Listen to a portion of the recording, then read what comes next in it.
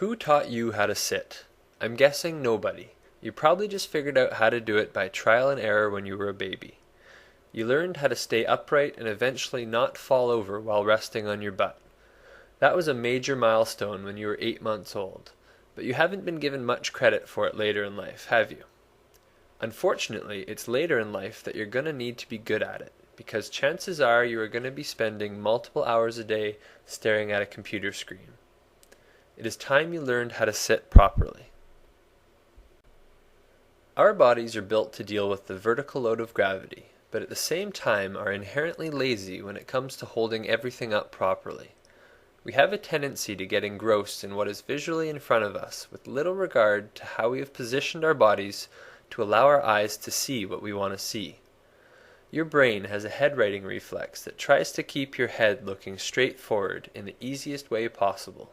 Unfortunately, this usually comes at the expense of your neck and back.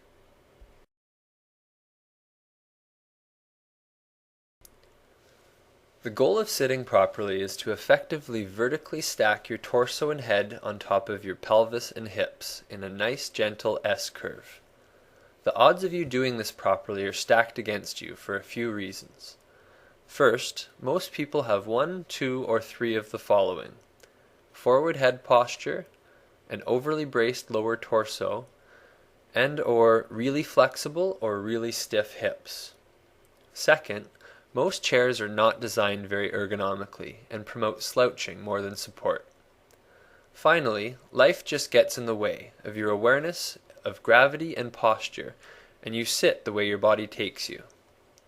If you create a little body awareness, learn how to use your chair properly, and have someone help you with your physical restrictions, sitting properly can significantly diminish the chronic tension and pain that come with working at a desk all day.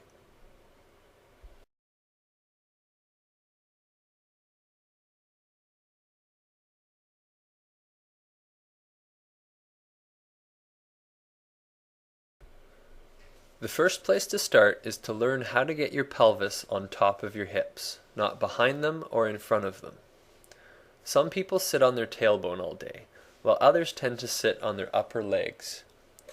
It requires a balance of your hip flexors, abdominals, and back muscles to stack everything and have you sit on your sits bones properly. These are the deep bones in your butt.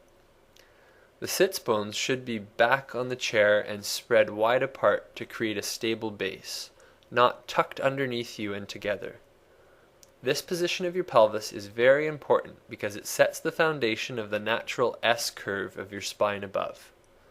When your pelvis is rolled backward and your sits bones are tucked underneath you together, it will make your back muscles have to work way harder to try and sit up straight. So step 1 is get your butt underneath you.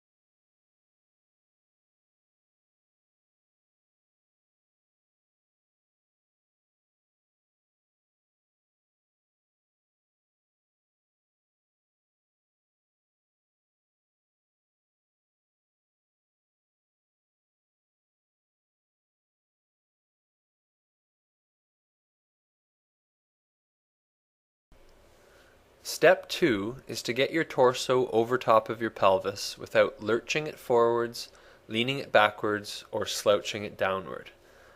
Those that tend to sit on their tailbones will have a tendency to let their whole body collapse into a big slouch, while those that sit on their upper legs will tend to perch on the edge of a chair and hold their torso in front of their hips. Very hypermobile people tend to do both. They will perch on the edge until they get tired, then collapse into a slouch. Very stiff people will immediately start with their hips in front of them, lean their torso back, and push their head forward. We all have our own strategies, but the one position that allows us to sit efficiently is the one that stacks the spine and lets the skeleton do most of the work, instead of the muscles and ligaments.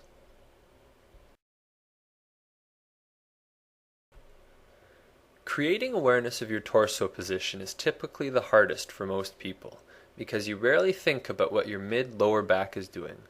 But learning not to overly brace your back and instead use your diaphragm and abs for support are important steps to help you sit well. Use a mirror and look at your side profile to try to create a vertical line down the midline of your torso through your hip socket. You will likely find that your torso wants to be tipped forward or tipped backward, and that if you achieve straight, your head might be pushed well forward. Here is where you learn how much your trunk and pelvis have been accommodating your neck. The upper part of your back is relatively the stiffest part, and if it gets rounded, it will push your head forward. Your body will compensate for this by tipping your head up and chin forward, by overly extending your lower torso, and or just sliding your butt forward on the chair to get your body underneath your head in the easiest way possible. These practices are immediately the most comfortable when you sit, but are the exact things that lead to pain and your posture getting worse over time.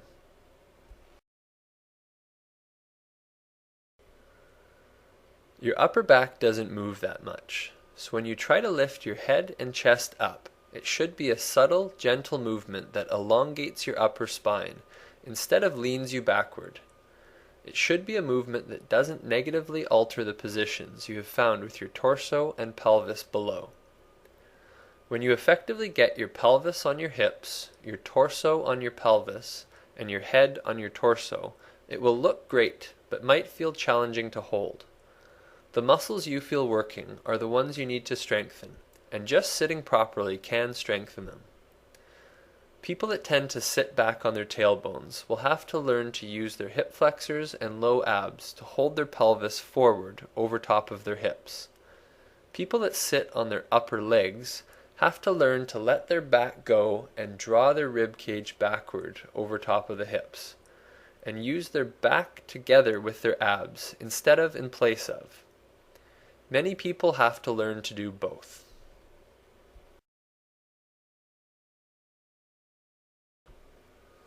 Your hip flexors attach from the front of your lower spine and the inside bowl part of your pelvis, down into your groin.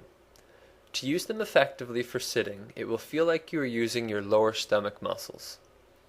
Once you have shimmied your butt underneath you, gently try to pull your pubic bone down to the floor. This should create a tension in your lower stomach and act to slightly tip your pelvis over top of your hips. If this forces your whole torso forward, you are using your back muscles, not your hip flexors. If your lower torso is forward, place your two hands on your lower rib cage and try to gently slouch it backward while maintaining your hip flexors. The tendency is to be all or nothing, a big C curve instead of a gentle S curve. You need to be able to hold your pelvis forward and your rib cage backward.